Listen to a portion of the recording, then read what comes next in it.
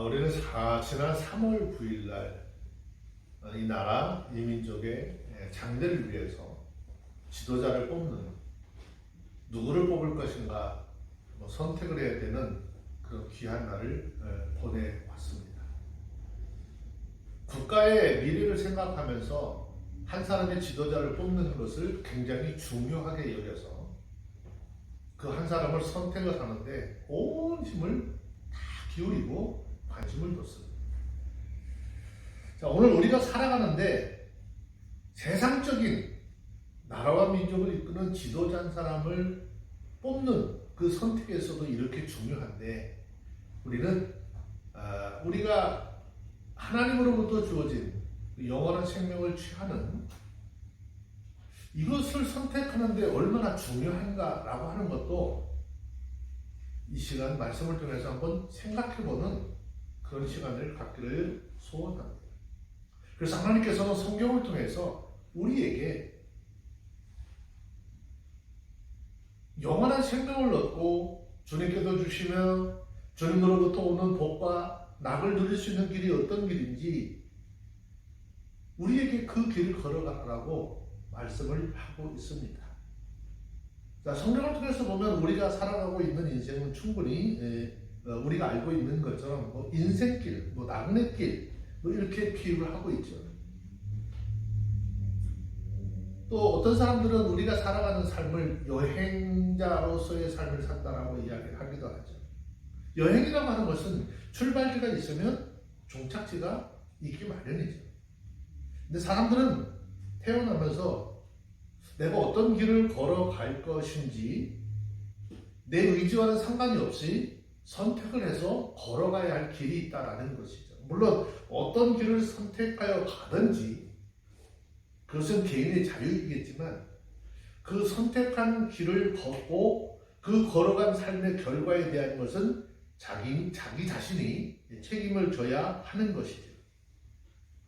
또 더 중요한 것은 우리가 어떤 길을 선택하느냐에 따라서 그 사람의 삶 완전히 달라질 수 있다는 것이죠. 성경은 신명기 3장 19절로 20절 말씀에 보면 내가 생명과 사망과 복과 저주를 내 앞에 두었으니 너와 내 자손들이 살기 위하여 생명을 택하고 내 하나님 여호와를 사랑하고 그 말씀에 순종하며 그에게 부종하라고 말씀했습니다. 우리가 여기서 좀 주목해야 할 것은 하나님이 우리의 생명이라고 표현하고 있다는 것이죠. 이것은 하나님께서 우리의 생명이 원천이시다라고 하는 것을 의미하는 겁니다. 우리의 모든 생명은 하나님으로부터 왔고 하나님께서 창조하신 것이죠. 그래서 성경은 시편 36편 9절에서 말씀하기를 생명의 원천이 주께 있다라고 고백하고 있습니다. 우리가 이 사실을 알고 있는 것, 또 알아야 하는 것 대단히 중요한 것이죠. 많은 사람들이 이 사실을 알지 못하기 때문에 때로는 하나님을 멸시하고 하나님의 말씀에 불순종하기도 합니다. 만일 그들이 하나님께서 자신들의 생명의 원천이신 것을 안다면 하나님 앞에 복종하지 않을 수 있을까라는 생각을 해보기도 합니다. 과거 고대 사회를 돌아보면 그 국가의 왕은 절대적인 권력을 가진 사람이죠. 그래서 모든 백성들의 생사 여탈권을 쥐고 있었습니다. 따라서 백성들은 왕의 명령에 절대적으로 복종을 해왔습니다. 마찬가지로 하나님은 생명의 원천이시므로 우리 생사가 하나님 앞에 달려 있습니다. 그러므로 우리 모두 생명을 지키려면 반드시 하나님께 복종하고 하나님의 뜻에 순종하는 삶을 살아가야 하는 것이지. 사실 우리의 생명은 천하를 주고도 바꿀 수 없는 귀한 것입니다. 그래서 많은 사람들은 자기의 생명을 지키는 일에 최대 관심을 두고 살아갑니다. 그러나 생명은 자기가 지킨다고 지켜지는 것이 아니라는 것이죠. 생명의 원천이신 하나님께서 오늘이라도 지금 이 시간이라도 우리의 생명을 취한다면 우리는 생명을 내어 놓아야 하는 것입니다. 그런데 하나님께서는 하나님의 말씀에 순종하는 자들의 생명을 지키시고 장수의 복도 허락해 주시기도 합니다. 한편 많은 사람들 비록 세상에서 사고 없이 천수를 누린다 할지라도 언젠가는 다 죽게 마련이라는 겁니다. 죽음은 우리가 거역할 수 없는 하나님께서 정해놓은 법칙이죠. 세상 사람들은 운명이라고 이야기하죠. 근데 이것은 운명이 아니라 법칙이죠. 자, 성경은 히브리서 9장 27절의 말씀에 보시면 사람은 한번 태어나고 반드시 죽을 것이다 그랬어요. 이거 하나님께서 정해놓은 법이라는 거죠. 그 죽음으로 끝나는 것이 아니라 그 후에는 심판이 있을 것이다 라고 하나님 말씀하고 있습니다. 중요한 것은 죽음이 누구에게나 다 동일한 의미로 다가오는 것이 아니라는 사실이죠. 이 세상에서 하나님께 불순종함으로 생명의 원천이신 하나님과 연합되어 있지 않은 사람에게는 죽음이 영원한 멸망의 순간이 되겠죠. 하지만 하나님께 복종함으로 그 생명의 원천이신 하나님과 연합하여 있는 사람에게는 죽음이 영원한 생명을 얻는 순간이 되게 될 것입니다. 바로 여기에 우리가 하나님께 복종해야 할 궁극적인 이유가 있는 것이죠. 여러분, 저와 여러분들 우리 스스로의 생명을 사랑하시죠? 영원한 생명을 누리기를 원하시지요? 그렇다면 이 땅에 살아가는 날 동안 하나님의 말씀에 순종하셔야 합니다. 그리고 하나님의 말씀의 법을 지켜나가야 합니다. 그렇게 할 때 이 땅에서 육신의 장수의 복을 누리고 또 이 땅에 생명의 수가 다하는 그날 장차 영원한 생명에 들어가게 될 것이라는 거죠. 오늘 본문에서 이러한 인생을 살아가는 우리들에게 두 가지의 길을 제시하고 있습니다. 그 길은 바로 의인의 길과 악인의 길입니다. 그러므로 오늘 말씀을 통해서 의인의 길, 악인의 길에 대해서 살펴보시고 내가 과연 그리스도인으로서 하나님의 백성으로서 하나님의 자녀로서 어떤 길을 걸어가야 할 것인지 다시 한번 결심하고 다짐하는 그런 시간이 되어주시기를 주의 이름으로 축원합니다. 우리 인생들에게 주어진 길에 대해서 잠언 4장 11절에서 말씀하고 있습니다. 내가 지혜로운 길을 내게 가르쳤으며 정직한 첩경으로 너를 인도하였은즉 그랬어요. 자, 성경은 인생이 가는 길을 두 길로 크게 나누어서 지금 이야기를 하고 있는 것이죠. 그 길은 사망의 길과 생명의 길인 것이고 지혜자의 길과 우매자의 길입니다. 또 다른 표현으로는 넓은 길이 있고 좁은 길이 있다라고 합니다. 삶의 길과 죽음의 길이 있는 것이고 천국에 다다르는 길과 지옥으로 가는 길이 있다라고 했습니다. 우리가 보기에는 이러한 길이 여러 갈래로 막 나누어져 있는 것처럼 보이지만 실제적으로는 두 길밖에 없는 것이죠. 즉 인생들에게 주어진 길은 사망의 길과 생명의 길, 이 두 길밖에 없다라는 것이죠. 이 길은 하나님께서 우리 인생들에게 보여주신 길로서 이 세상을 살아가는 동안 모든 인생들이 누구를 막론하고 이 두 길 중에 어떠한 한 길을 택하여서 지금 걸어가고 있는 것이죠. 자, 그런데 하나님께서 애초에 우리에게 주신 길은 어떤 길이었을까? 하나님께서 애초에 우리에게 주신 길은 생명과 축복의 길이었죠. 자, 창세기 1장 27절, 28절 말씀에 보면 하나님이 자기 형상대로 사람을 창조하시되 남자와 여자를 창조하시고 하나님이 그들에게 복 주시며 그들에게 이르시되 생육하고 번성하며 땅에 충만하라 땅을 정복하라 바다의 고기와 공중의 새와 땅에 움직이는 모든 생물을 다스리라 라고 하셨죠. 이것이 애초 인생들에게 허락한 영원한 생명의 길, 축복의 길이었습니다. 그런데 하나님은 아담에게 하나님에 대해서 하나님의 말씀에 얼마나 순종하는지 그 순종을 시험하기 위해서 또 다른 길을 보여주시죠. 이 길은 사망의 길인데 창세기 2장 16절 여기 말씀해 보면 이 길은 어떤 길인지 설명하고 있습니다. 여호와 하나님이 그 사람에게 명하여 가라사대 동산 각종 나무의 실과는 내가 먹되 선악을 알게 하는 나무의 실과는 먹지 말라. 내가 먹는 날에 정녕 죽으리라 라고 했습니다. 그런데 아담은 불순종으로 결국 죽음의 길을 선택하고 말았습니다. 이 아담의 타락은 자기뿐만 아니라 자기의 모든 후손들을 이 죽음의 길로 함께 몰아갔다라는 것이죠.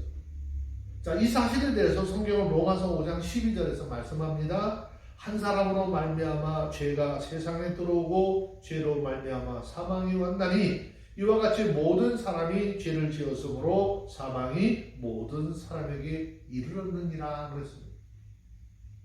이 인간 세상에 죄와 사망은 이렇게 하나님의 말씀에 불순종함으로 들어왔고 이 죄가 인생들을 지배하고 이 사망이 인생들 위에 왕노릇하게 되었습니다.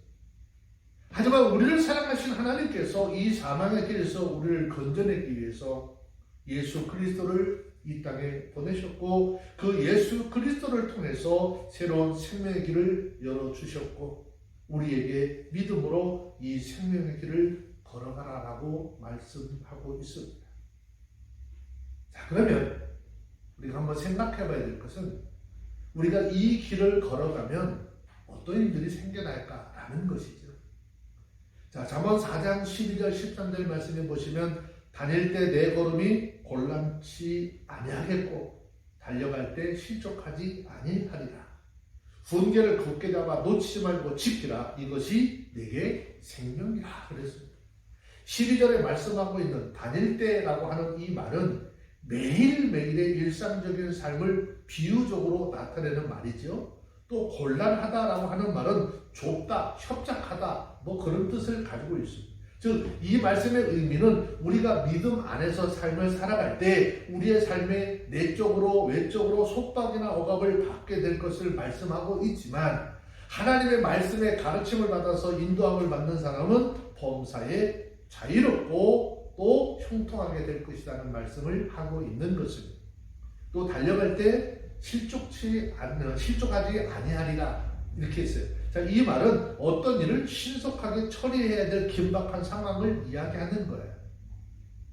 그러나 하나님의 말씀에 따라 살아가는 우리의 삶 속에 갑자기 어떠한 결단을 해야 할 그런 요구를 당하는 일들이 생기더라도 하나님을 믿고 의지하고 다니는 사람, 하나님의 말씀에 확실성이 있는 규칙들이 그들을 지켜서 그들이 해로운 일에 걸려 넘어지지 않도록 해줄 것이다 라는 것이죠. 그래서 성경은 데살로니가전서 5장 22절에서 악은 어떤 모양이라도 버리라 그랬습니다. 그래서 이 시대를 살아가는 모든 하나님의 사람들, 우리 삶의 악은 어떤 모양이라도 다 버리고 하나님의 인도함을 받아 악인의 길을 버리고 의인의 길을 걷는 아름다운 믿음의 사람들의 삶이 다 되어주시기를 주 이름으로 축원합니다. 이러한 이유에서 하나님의 지혜를 가진 사람은요 세상 사람들에게 부러울 것이 없어요. 그 이유는 우리가 참 지혜를 가지고 있다면 그 지혜가 나를 모든 악으로부터 보호해 줄 것이고 내 삶의 평안을 가져다 줄 것이기 때문이죠. 여러분, 하나님 앞에서 살아가는 사람은 정직과 진실을 지키기 위해서 때로는 손해와 불이익을 감수하며 살아가게 되어져 있습니다. 그 이유는 이 길이 영원한 생명을 이루는 길이라는 사실과 하나님의 인도함을 받아 평강의 삶을 이루는 길이라는 것을 알고 있기 때문입니다. 정직과 진실을 지키는 것을 지혜라고 가르치시는 하나님은 악인들에 대하여 그들 스스로 놓은 거짓 올무에 걸려서 빠지게 하지만 정직과 진실을 택하여 살아가는 사람들에 대하여는 그들의 삶을 보증하셔서 고난 중에 또는 환난 중에서도 하나님에 대한 믿음이 흔들림이 없도록 지켜주시고 보호해 주실 것이라는 거죠. 그래서 여러분, 세상의 지혜를 좀 멀리하고 정직과 진실, 정결함으로 무장하시고 악인들, 거짓된 자들이 모르는 의의 첩경을 항상 행하는 복된 삶이 되어주시기를 주의 이름으로 축원합니다.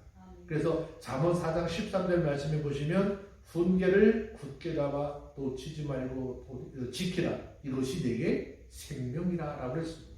이 말은 이 지혜를 얻는 자는 다시 어리석음으로 돌아감으로써 그것을 잃지 않도록 조심해야 하는 것이고, 그 선한 길에서 이탈하여 잘못된 길을 가는 사람들처럼 그것을 던져버리는 일이 없도록 하라라는 뜻입니다. 다시 말하면 하나님의 말씀의 가르침은 보석과 같은 것이기 때문에 나의 부주의나 또는 그것을 빼앗으려고 하는 이단자들의 거짓으로 또 사람들의 가변이설에 속아 넘어가서는 안 된다라는 것입니다. 여러분, 하나님의 말씀을 따르는 이 길은 어려움도 시련도 고난도 있습니다. 때로는 무엇을 어떻게 해야 할지를 모르는 막막함과 두려움이 엄습해 올 수도 있습니다. 마치 사망의 음침한 골짜기를 걷는 것처럼 위험스러운 순간도 닥칠 수 있습니다.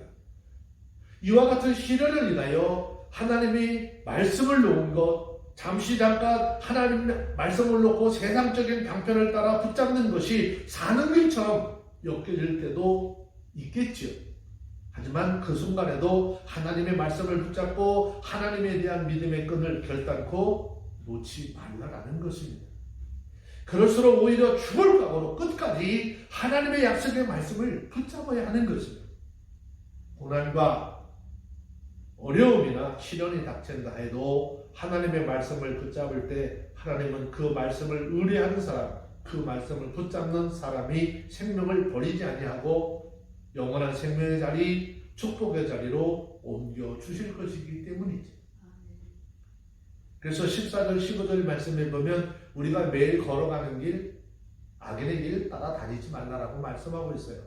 자, 14절, 15절 말씀에 보면 사특한 자의 첩경에 들어가지 말며 악인의 길로 다니지 말지어다. 그 길을 피하고 지나가지 말며 돌이켜 떠나갈지어다. 그랬습니다.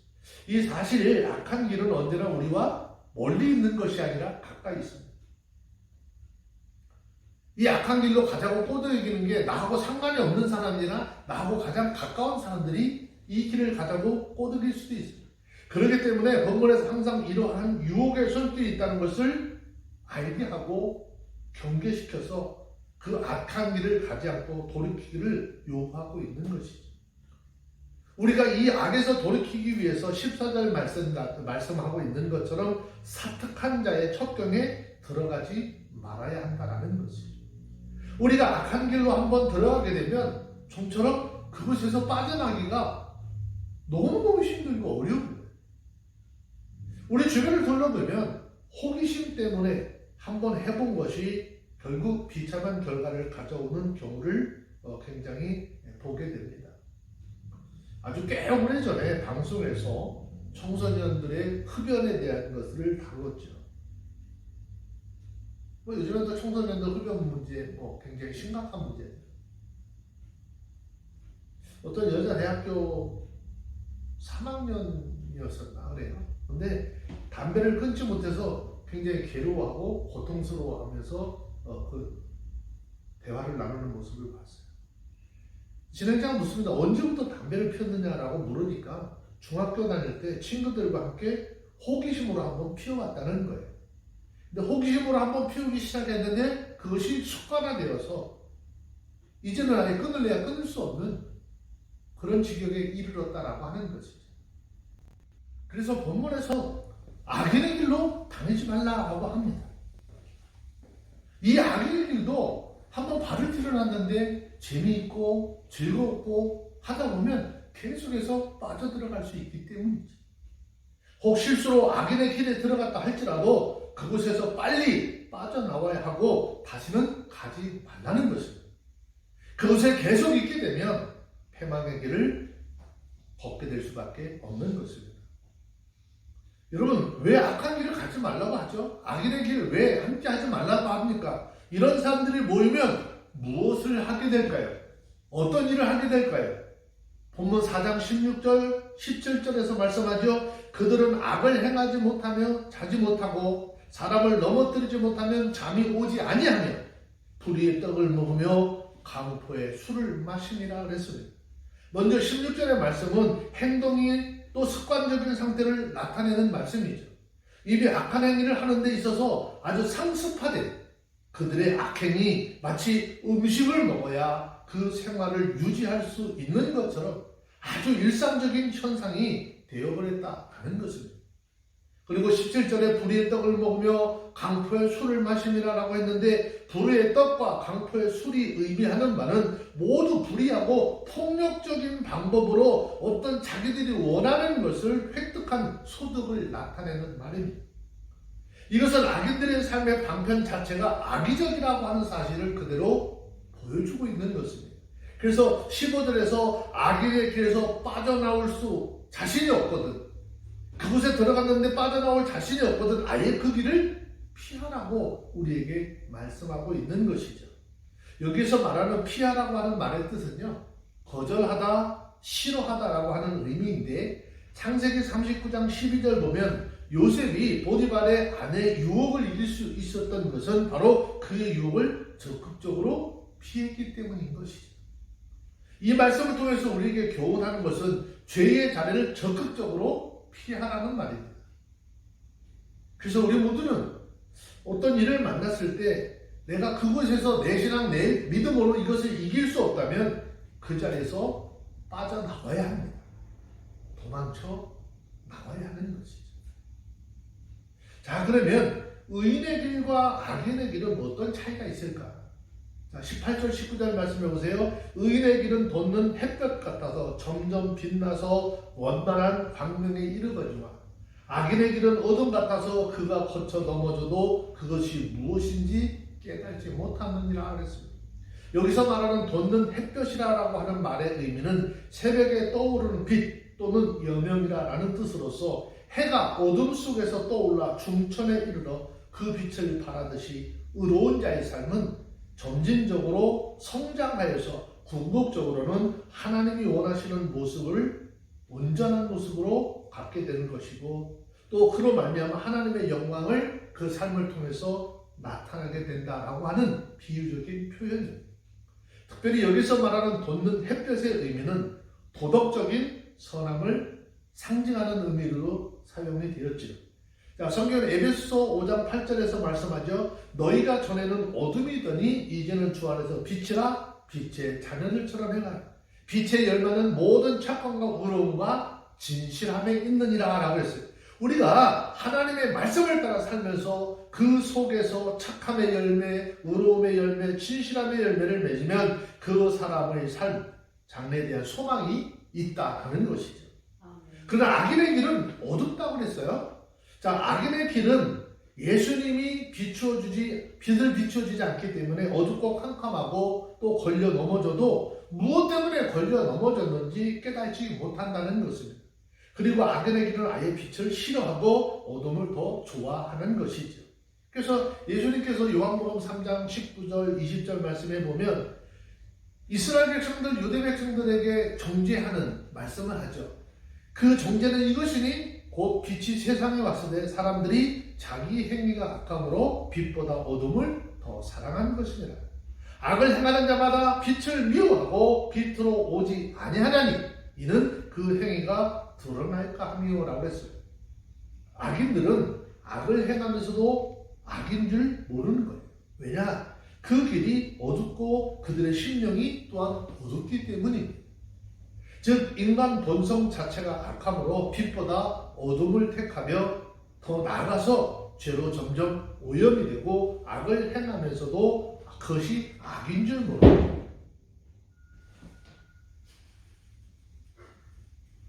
그 속에 나가는 속도가 점점 빨라지는 것이죠. 그뿐 아니라 악을 행하는 자가 죄를 감출 뿐만 아니라 이미 그 지은 죄에 대해서도 회개조차 하지 않는다는 것인데 성경은 말씀하시기를 이 길은 곧 멸망의 길이라고 했습니다. 그래서 시편 1편 6절에 대저 의인의 길은 여호와께서 인정하시나 악인의 길은 망할 것이다 라고 했습니다. 그러므로 악인의 길은 겉에서 보기에 아무리 잘 되는 것 같아도 결국 멸망에 이르게 됩니다.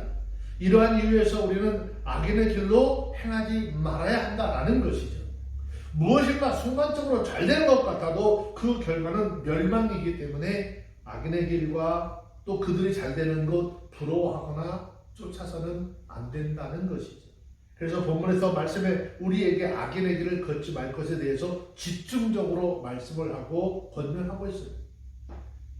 우리가 그러면 그 길을 갖지 않기 위해서 어떻게 해야 되느냐? 하나님 앞에 지혜를 구하여야 합니다. 그래서 성경은 야고보서 1장 5절에서 말씀하시잖아요. 너희 중에 누구든지 지혜가 부족하거든 모든 사람에게 후히 주시고 꾸짖지 아니하는 하나님께 구하라 그리하면 주시리라 라고 했습니다. 여러분, 참 지혜를 가진 사람은 부끄러울 것이 없는 것입니다.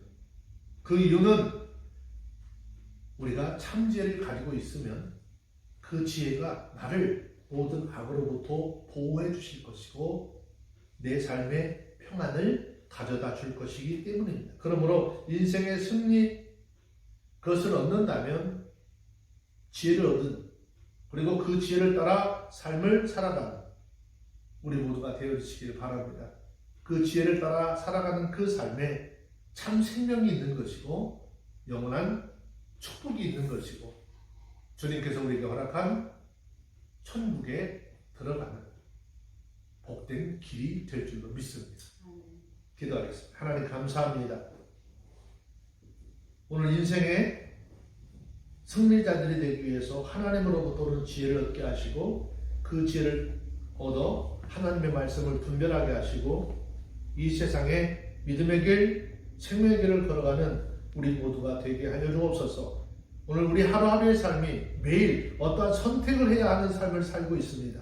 날마다 거짓과 사망의 길을 버리고 영원한 생명의 길을 택하여서 말씀에 순종하는 믿음의 삶이 될 수 있도록 허락해 주옵소서. 예수님의 이름으로 기도합니다. 아멘.